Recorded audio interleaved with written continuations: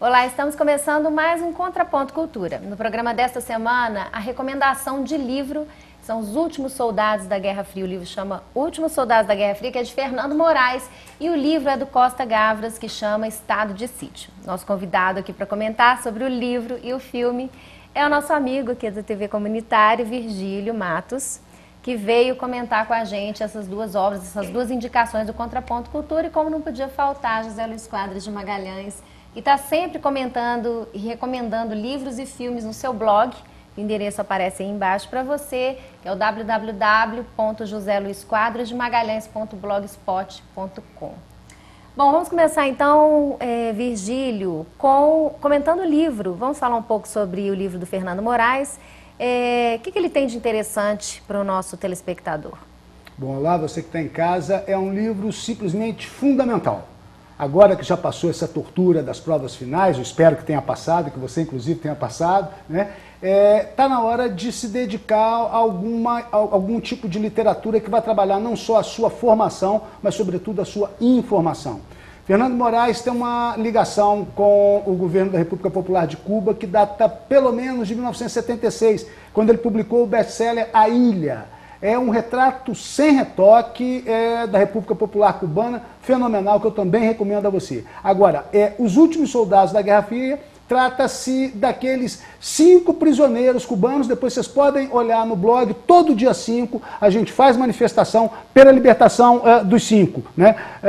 René, a gente chega a acreditar que haja alguma coisa, vamos dizer, com todo respeito, né, espírita, né, para lembrarmos o saudoso Zé Roberto Gonçalves de Magalhães, porque René está condenado a 2 prisões perpétuas e mais 18 anos de cadeia. Então significa que ele tem que morrer, cumprir a vida inteirinha numa cadeia estadunidense e depois morrer e cumprir mais 18 anos de cadeia, o que é um absurdo.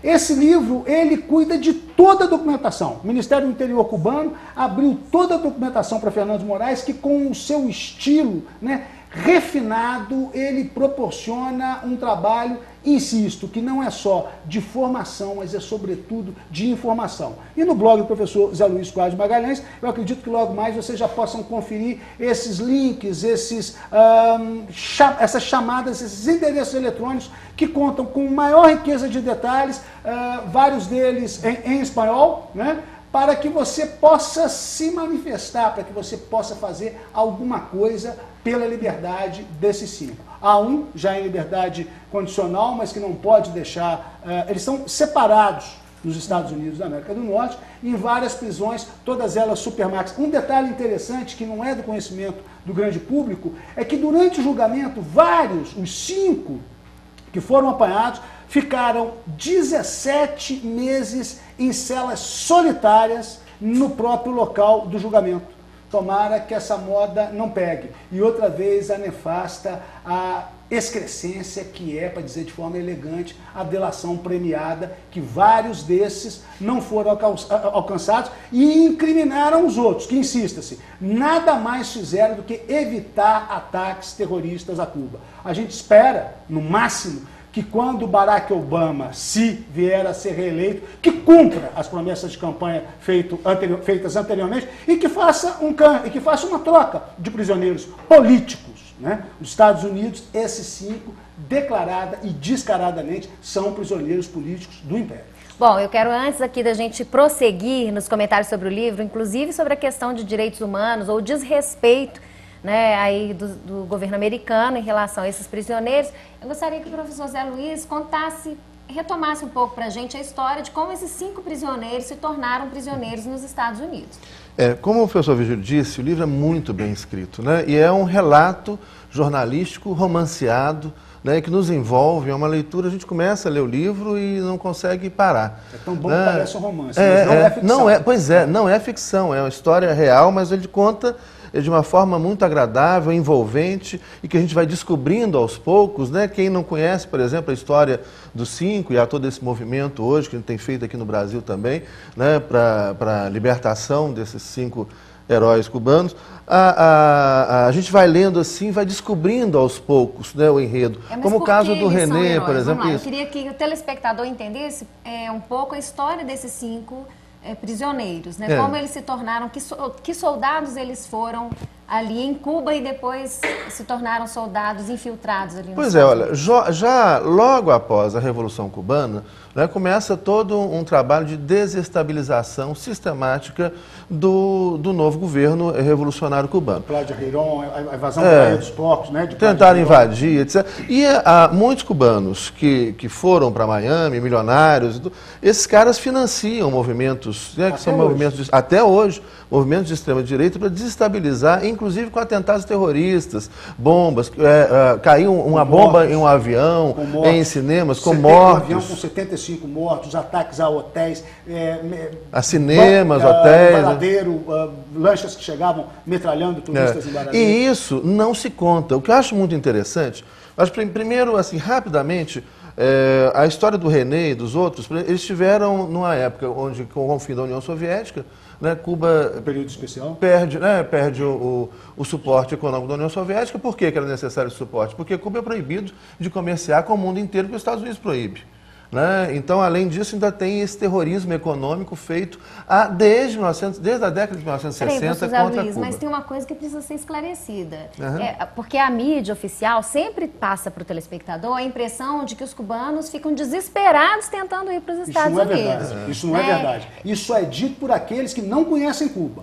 Quem conhece os cubanos de verdade, eles amam aquele país e Cuba só é possível encarar um império nefasto como o Império Estadunidense por mais de 50 anos, porque existe ali o povo cubano.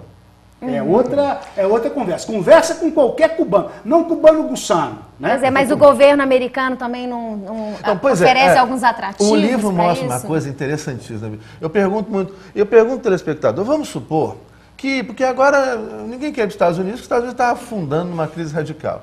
Mas se fosse há 5 anos atrás, há 10 anos atrás, vamos supor que o governo dos Estados Unidos anunciasse que agora todo cidadão brasileiro que quisesse ir para os Estados Unidos ia chegar lá, ia ser recebido pela comunidade brasileira, ia receber visto de permanência, visto de trabalho e dinheiro para começar a vir.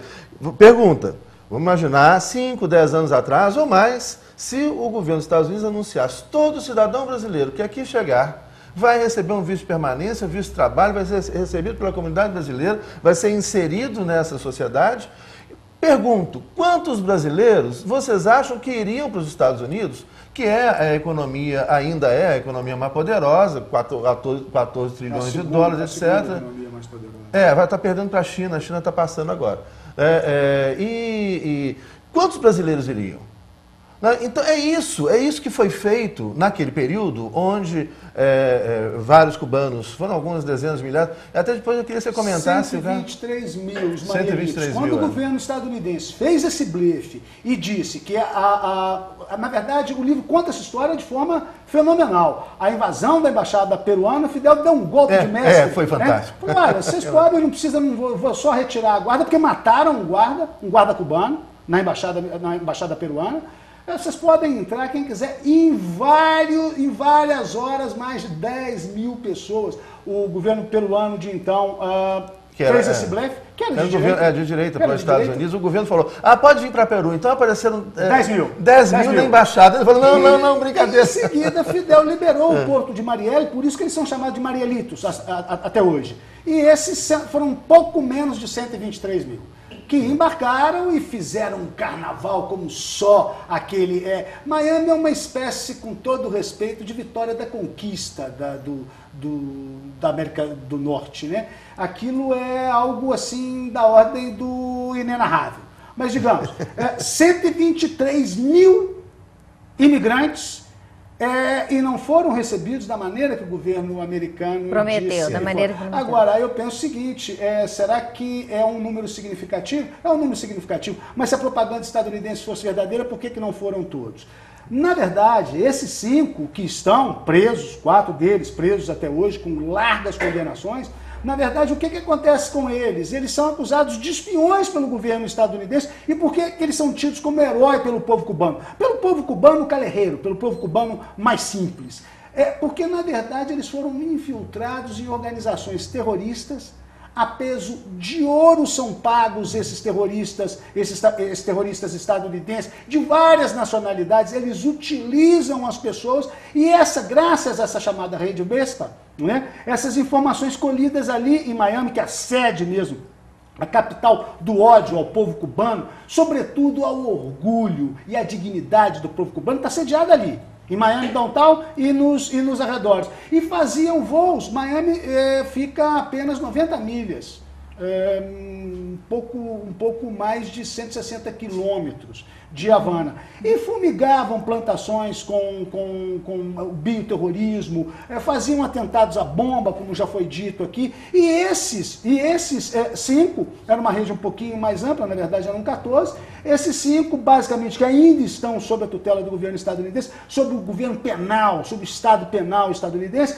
eles passavam informações para o governo cubano para evitar esses atentados, e evitaram vários. Então hoje, se várias viúvas cubanas não existem, são graças a esses 5 heróis abnegados, e é fundamental que se faça e que se invista na liberdade desses heróis. Eles não são heróis só do povo cubano, eles são heróis da humanidade. Mas aí teve um episódio também... Não, os episódios da fuga deles que é muito interessante, né? Sim.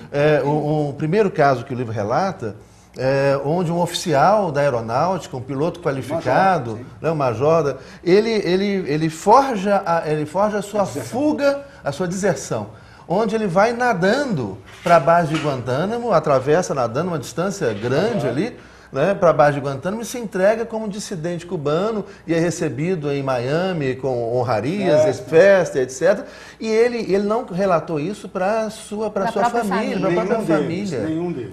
Então, você vê que é uma forma, uma abnegação, né, de luta para defender mesmo a vida de cubanos que eram constantemente ameaçadas pelos atentados terroristas e que, digo, com certeza, a maioria do telespectador nunca ouviu falar nisso que a gente está falando. Por quê? Porque a mídia vai falar de alguns terroristas, não vai falar de outros terroristas, né? E talvez não fale do principal terror. O inimigo apropriado, né, professor? Que a gente sabe muito bem como é que funciona, né? Cria-se o diferente, cria-se o outro, como o senhor trata muito bem, para cuidar dessa verdadeira excrescência que é esse Estado repressivo. Agora tem um episódio que eu queria relembrar aqui, é o episódio em que o Fidel Castro aproveita essa abertura para os cubanos e manda uma série de prisioneiros também.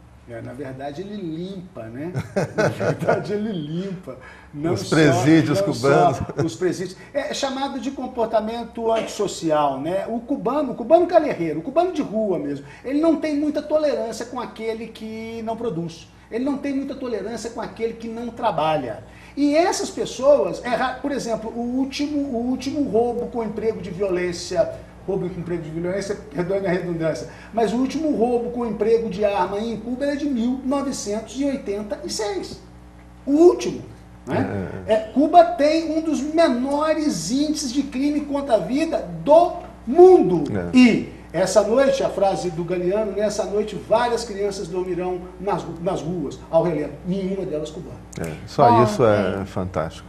Agora, o caso... Agora a gente vai deixar o caso para o próximo bloco, Zé Luiz. A gente volta daqui a pouquinho, contando esse caso e comentando sobre o filme do Costa Gavras, que é Estado de Sítio. Então, aguarda aí que daqui a pouquinho a gente está de volta.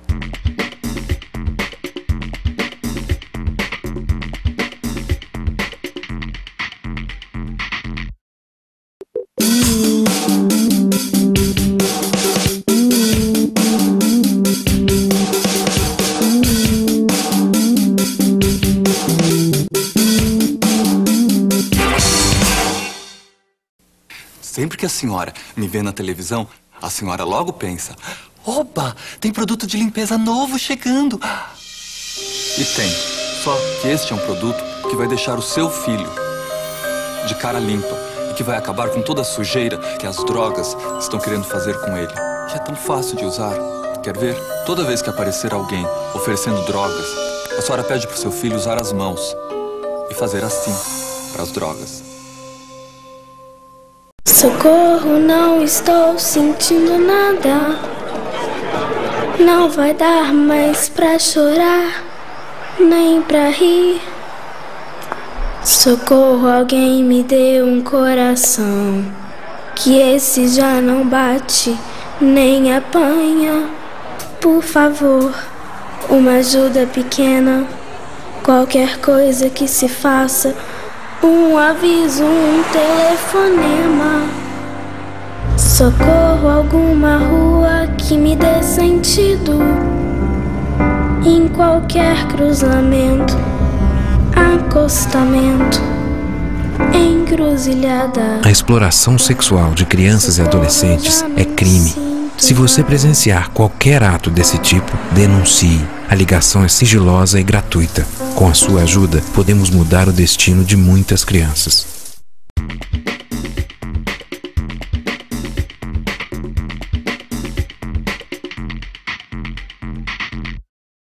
Olá, estamos de volta com o Contraponto Cultura. No programa desta semana, o convidado é o professor Virgílio Matos. E o professor José Luiz Quadros de Magalhães, que está sempre aqui comentando, recomendando um livro e um filme por semana. O livro recomendado dessa semana são o título do livro... Soldados da Guerra Fria, Os Últimos Soldados da Guerra Fria, de Fernando Moraes. E o filme é um filme do Costa Gavras, que é Estado de Sítio. Nós encerramos aqui o primeiro bloco falando sobre a debandada de detentos de Cuba para os Estados Unidos. Esse episódio que foi interessante, Isso. né? Eu podia falar rapidamente disso para a gente passar o comentário do filme, mas como é que foram milhares, né? Parece foram quase 123 mil. Mas dos detentos, porque aí também... Todos os detentos. Só simplificando aqui, o governo americano queria estimular, ou na verdade criar intriga entre os cubanos. Queria se aproveitar de forma torta, como só aconteceu o governo estadunidense, né? Isso. E nessa, como sempre acontece, quando eles se metem com Cuba, eles se deram mal. O governo americano oferece melhores condições para os cubanos que visto de trabalho e abandonarem o permanência país. para todos os cubanos chegarem lá. dinheiro. Aí o que o Vidal falou? Mandou todos os presos, esvaziou as prisões de Cuba, mandou tudo para os E Estados chegando Unidos. lá foram postos em campos de concentração.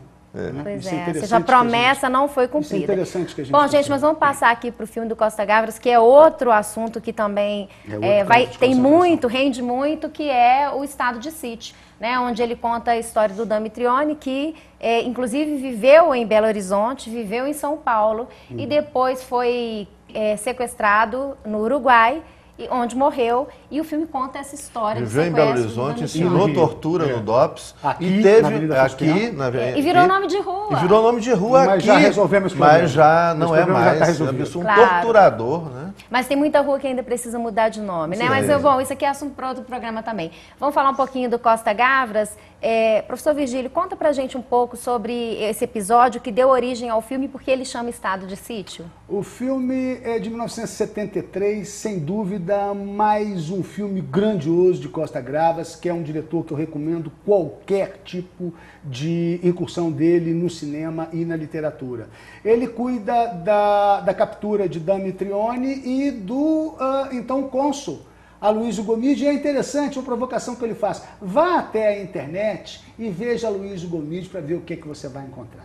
Absolutamente nada. É como se a ditadura militar brasileira de então, uma das piores, que foi a de Médici, tivesse apagado esse mal-estar, vamos dizer, dessa maneira. Mitrione é morto, na verdade, não pelos Tupamaros. Mitrione é morto pelo governo dos Estados Unidos.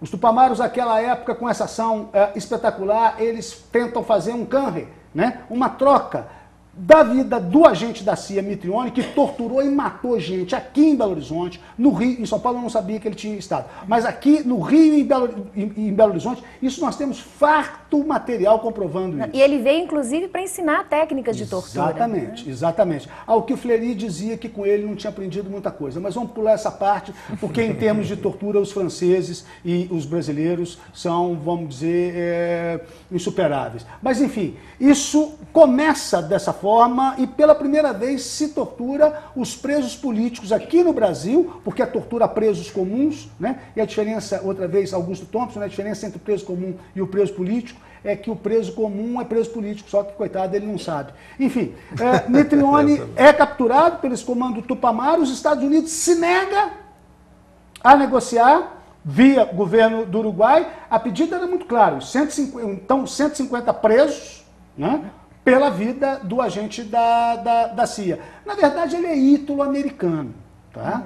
Ele, na verdade, nasce na Itália, ele fez escola no FBI, ele era um patrulheiro desses de motocicleta, como o nosso vigilante Carlos aqui, não que o vigilante Carlos seja torturador, por favor, não é isso que eu estou dizendo. Vigilante rodoviário, vigilante Carlos, eu sou fiel cachorro louco. Mitrione veio e ensina tortura aqui em Belo Horizonte, isso é fartamente documentado. Ensina tortura no Rio, inclusive nós temos aqui um prisioneiro político, Nilo Sérgio, que foi torturado nessa macabra aula na Barão de Mesquita, no batalhão da Polícia do Exército. E ele capturado com esse investimento, aspas, do governo estadunidense em não negociar a sua libertação, ele não restou outra alternativa ao movimento de libertação nacional Tupamaro, a não ser proceder ao justiçamento desse traidor. No dia seguinte, é interessante isso, né, professor Zé Luiz Quadros? No dia seguinte, todas as medidas de exceção, suspensão de habeas corpus, o estado de sítio prolongado, o estado de exceção, as prisões, tudo isso é legalizado. Então nos leva a crer, quando a gente diz que foi o governo estadunidense que matou, que todas essas medidas já estavam preparadas pelo governo de Pacheco Areco, com perdão da má palavra, a gente não deve falar palavrão no ar, né? Mas esse movimento repressivo que se dá logo após o justiçamento do Mitrione é que faz com que os tupamaros sofram uma derrota militar, mas não uma derrota política. Se você que está em casa não sabe, hoje o Uruguai é governado por um dos chamados 12 reféns, que é o José Mujica, o Pepe, né? Que é um herói da liberdade também, um herói latino. Tinha também, o Tabaré Vázquez, o ex-presidente, que antecedeu a Mujica, também era dos tupamaros. Sim, eu prefiro mais... Bom, mas vamos pular essa parte. Eu prefiro mais Você não está crendo muito no Tabaré Vázquez. Pepe essa é uma outra condição também, as condições de aprisionamento desses chamados 12 reféns pelo povo uruguaio é algo de patético. Né? A ditadura uruguaia ela tinha um propósito nítido, algo que eu tenho me debruçado, tenho estudado isso com muito afinco nesses últimos 12 meses e pretendo inclusive fazer alguma coisa com esses estudos, trabalhar um novo livro talvez, enfim, do enlouquecimento dos presos políticos como forma de política. Era o diretor da Penal Libertar, o sádico sistema da ditadura militar uruguaia, tinha um penal que se chamava Libertar, e a fala desse diretor já que não podemos matá-los, vamos enlouquecer a todos. E o fato é que o povo uruguaio hoje, ele desfia e desfila, né, a sua fibra e o seu orgulho de vitorioso. Eu queria o seguinte, que o Zé Luiz explicasse aqui, contextualizasse essa questão dos tupamaros, inclusive porque nós vemos hoje um outro contexto, e curiosamente inverso.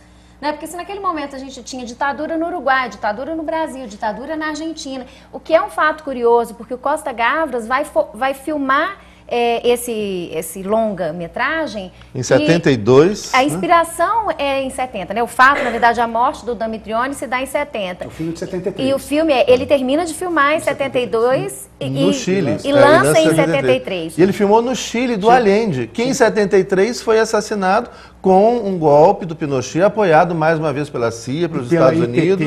Né? Isso hoje, tudo a Internacional Telegráfico, o telefone já foi comprovado. Isso é tudo, isso é história, né? Comprovado, documentado e tudo. Curioso, né? Porque ali o Chile era o único lugar onde tinha ascendido um governo socialista aqui na América Latina. Que durou 3 anos e aí os Estados Unidos vem e derruba de forma radical com... E o próprio Costa Gavras depois vai filmar a ditadura chilena e tem que filmar a ditadura chilena no México. No México, em aquele filme Missing, Desaparecidos, né? Isso. Onde ele filma, já em 82, 83, né, por aí, ele filma o relato sobre a ditadura, que é fantástico, é outro filme fantástico. Aliás, a série Costa Gavras merece toda a atenção do nosso Zé.